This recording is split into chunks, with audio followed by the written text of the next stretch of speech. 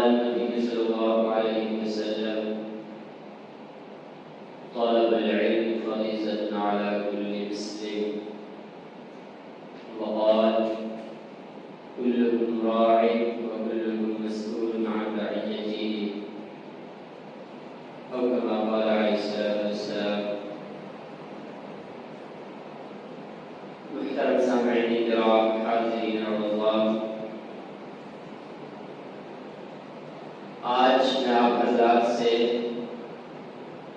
بچوں کی دینی تعلیم و تربیت سے متعلق چند باتیں عرض کرنے آیا ہوں۔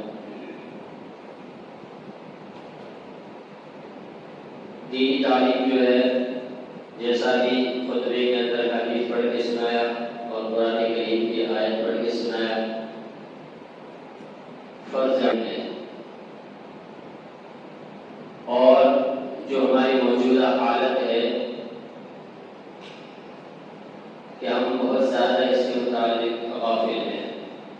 جتنا بھی ہم سے تقاضا کرتا ہے وہ فکر مندی نہیں ہے، اور نہ ہی ہم اپنے بچوں کو دین کی بنیادی تعلیم دینے میں اتنا کامیاب ہے جتنا دین اور اسلام ہم سے مطالبہ کرتا ہے۔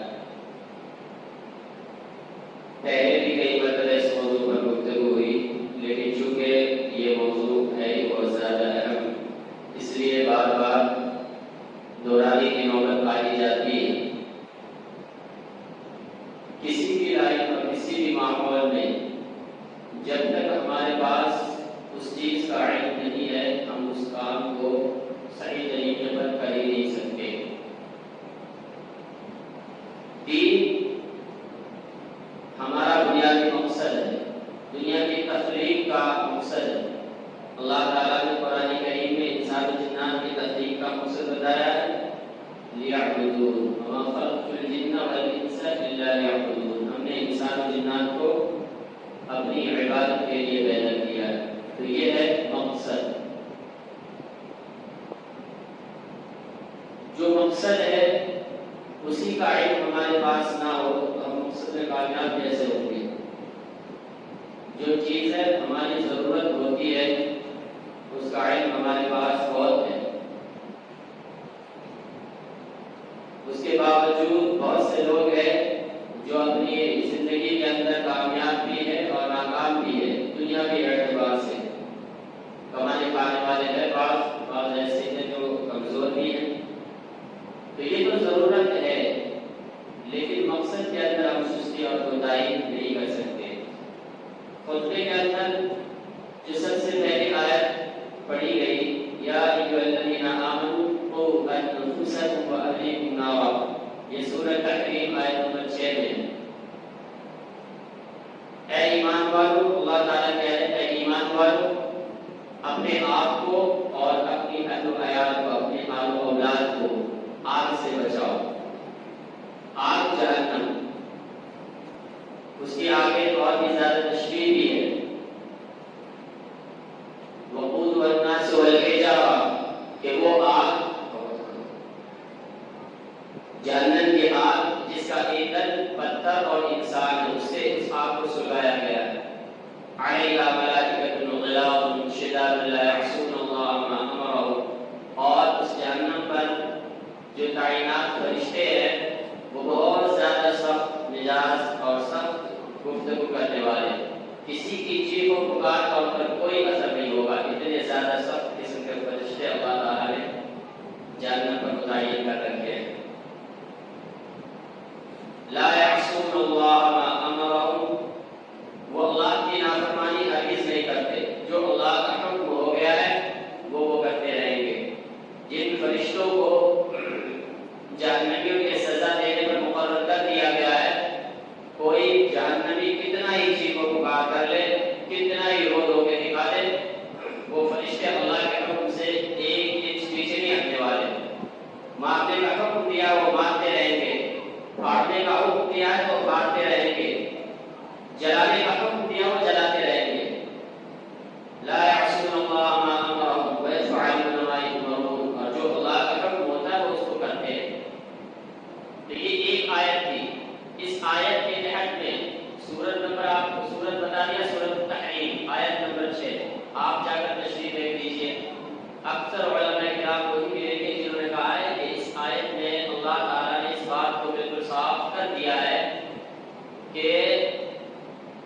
انسان کے اوپر صرف اپنی ذمہ داری نہیں ہے کہ وہ اپنے آپ کی اصلاح کر لے، دیندار بن جائے، متقی پرہیزگار بن جائے، بلکہ ان کے ساتھ اس کی ذمہ داری یہ بھی ہے کہ وہ اپنے بیوی بچوں کو بھی دین سکھائے، دینی تعلیم و تربیت دے کر سوائے، یہ فرض کے درجے میں بالکل۔ اس کے بعد ایک حدیث اللہ کے رسول صلی اللہ علیہ وسلم کی پڑھ کے سنایا، طلب العلم فریضۃ علی کل مسلم، کہ علم دین کا طلب کرنا، دین اس میں بریکٹ میں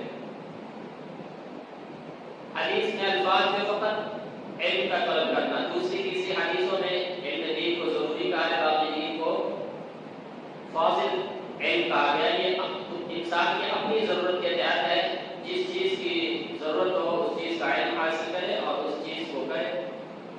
اس لیے یہاں پر یہ لفظ لگا دیا جاتا ہے کہ علم دین کا حاصل کرنا ہر مسلمان پر فرض ہے۔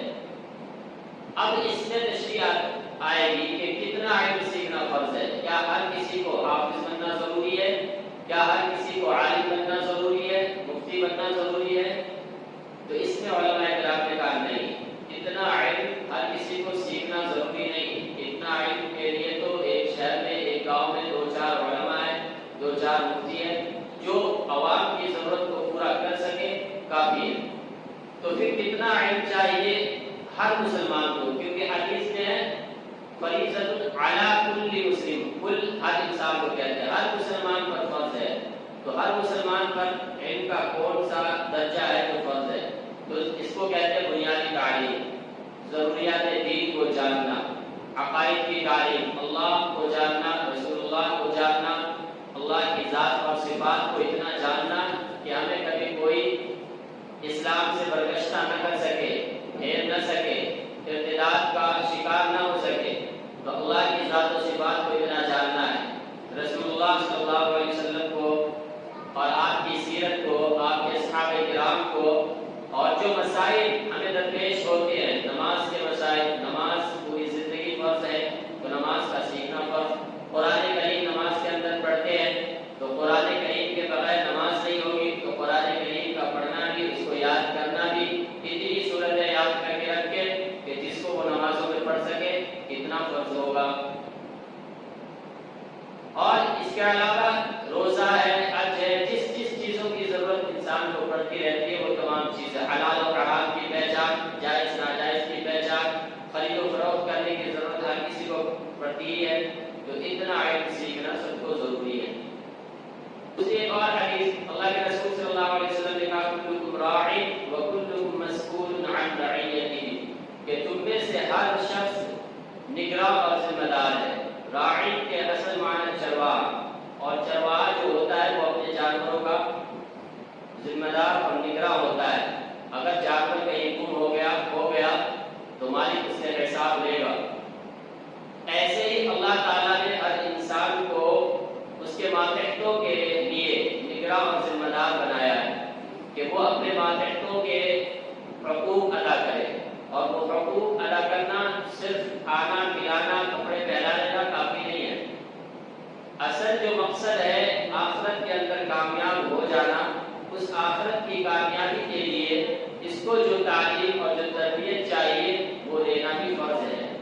اللہ کے رسول صلی اللہ علیہ وسلم کی ایک اور حدیث ہے مروا اولادکم بالصلاۃ وهم ابناء 7 سنین، کہ اپنی اولاد کو، اپنے بچوں کو، بچیوں کو نماز کا حکم دو جب وہ 7 سال کے ہو جائے۔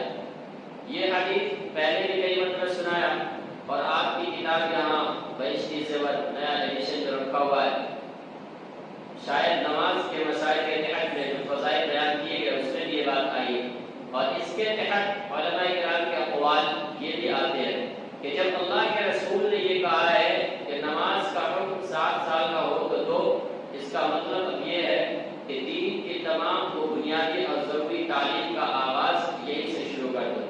7 سال کا ہو گیا اور ہمیں اس بات کی فکر نہیں ہے کہ یہ نماز پڑھ رہا ہے نہیں پڑھ رہا ہے، یا اپنے بڑوں سے ادب سے بات کر رہا ہے یا نہیں کر رہا ہے، جھوٹ اور سچ میں تمیز کر رہا ہے کہ نہیں کر رہا ہے، امانت، خیانت، وفاداری، یہ چیزیں جانتا ہے نہیں جانتا ہے، اس بات کی ہمیں فکر کرنی ہے۔ کیونکہ جب اللہ کے رسول نے کہا 7 سال کا ہو جائے تو اسے نماز کا حکم کرو، 7 سال میں مکمل دین کی تعلیم دینا ہے شروع کر دیا جائے باضابطہ۔ اس سے پہلے جو تعلیم دینا ہے، جو کچھ سکھانا ہے، گھر کے ماحول میں سکھایا جائے۔ انہیں اٹھنا بیٹھنا، نہانا دھلنا، کپڑے پہننا اور اللہ رسول کے نام دعائیں، یہ جو چیزیں زبانی طور پر یاد کرائے۔ منع نہیں کیا کہ اس سے پہلے سکھانا نہیں ہے، اس سے پہلے سکھایا جائے، لیکن 7 سال کا ہو گیا اب تک کچھ نہیں آیا تو اس کو آپ باضابطہ مکتب میں لگاؤ، مدرسے میں لگاؤ، کسی حافظ جی، کسی مولوی صاحب کے پاس جیسی ضرورت ہو۔ اگر خود صحابہ کرام کے زمانے میں اور خاص اللہ کے رسول کے زمانے میں، اللہ کے رسول صلی اللہ علیہ وسلم کے وفات کے بعد تو صحابہ کرام پھیل گئے دور دور تک، اور جہاں گئے جہاں اسلام پہنچا وہاں مکمل نظم و ضبط، مسجد بنائی جائے، معلم بچوں کے پڑھانے کے لیے تیار کیے جائے، اور شہروں کی حفاظت کے لیے فوجی ہو اور فوجیوں کے کھانے پینے کا وہاں انتظام ہو۔ یہ ساری چیزیں منظم انداز سے چلتا رہا حضرت عمر فاروق کے دور سے۔ اس سے پہلے جو اللہ کے رسول کا زمانہ ہے اور صحابہ کرام کا زمانہ ہے، جب اسلام پھیلا تو تھا کافی حد تک، لیکن ابھی وہ تمام چیزیں جو قانون و ضابطے اللہ تعالیٰ نے دے دیے ہیں وہ عملی شکل میں نہیں آئے تھے ابھی، تو ان دنوں میں صحابہ کرام اپنے بچوں کو خود سکھاتے تھے، ہر چیز خود پڑھاتے تھے۔ دور دور سے جو ایمان لانے کے لیے وہ خود آیا کرتے تھے، جماعتیں آتی تھی 10 کی 12 کی 20 کی 50 کی، تو ان میں صرف مرد ہی نہیں ہوتے تھے، ان میں بچے بھی ہوا کرتے تھے۔ بچے بھی آ کر اللہ کے رسول صلی اللہ علیہ وسلم کے پاس حدیثیں سیکھتے، نماز سیکھتے، اللہ کے رسول صلی اللہ علیہ وسلم کے دن رات کے معمولات کو جانتے اور سیکھتے۔ حضرت عبداللہ بن عباس رضی اللہ عنہ کی حدیث میں یہ بات بھی ملے گی کہ وہ اللہ کے رسول صلی اللہ علیہ وسلم کو، اللہ کے رسول کے عمل کو دیکھنے کے لیے رات کو جگ کے رہے۔ ایک حدیث میں یہ بات ہے کہ رات کو جب وہ پہنچے وہاں اللہ کے رسول کے گھر، اللہ کے رسول کے گھر میں ان کی خالہ تھی، یعنی ایک رشتے کے اعتبار سے اللہ کے رسول کے خالو ہوتے تھے، اور دوسرے میں چچا زاد بھائی ہے، حضرت عباس رضی اللہ عنہ اللہ کے رسول کے چچا ہے، اور یہ عبداللہ بن عباس جو ہے چچا زاد بھائی بھی ہے۔ تو خالہ کے گھر گئے ہیں رات سونے کے لیے، یہ سوئے نہیں، کیوں؟ اللہ کے رسول کا عمل دیکھنا کہ رات کو یہ کر کیا رہے ہیں۔ تو یہ نظام جب تھا، لیکن جیسے جیسے اسلام پھیلا اور اسلام کے جو قانون و ضابطے تھے وہ سب عملی شکل میں آنے لگے، تو ان میں سے یہ مکاتب بھی ہے۔ اور اللہ کے رسول صلی اللہ علیہ وسلم خود مدینہ مسجد نبوی جو ہے، مسجد نبوی کے باہر جو ایک چبوترا بنا ہوا تھا، وہاں عام طور پر صحابہ کرام کی ایک جماعت رہتی تھی، کبھی 100 صحابہ کرام بھی ہوتے تھے، کبھی 50-60 بھی ہوتے تھے، تو ان کو اصحاب صفہ کہتے ہیں۔ اصحاب صفہ اکثر مدارس مکاتب والے اپنا جو نسب جوڑتے ہیں کہ ہم مدارس کس بنیاد پر چلا رہے ہیں، وہ اصحاب صفہ سے جوڑتے ہیں۔ اللہ کے رسول صلی اللہ علیہ وسلم اس طرح صحابہ کرام کو تعلیم دیا کرتے تھے، ہم بھی اس طرح تعلیم دیتے ہیں۔ تو یہ چیزیں تو تھی قرآن و حدیث کے متعلق، اور یہ بتانے کے لیے کہ دین بچوں کو سکھانا کتنا اہم اور کتنا ضروری ہے۔ اب اگلی بات یہ ہے کہ ہم اس میں کتنے کامیاب کتنے ناکام ہیں۔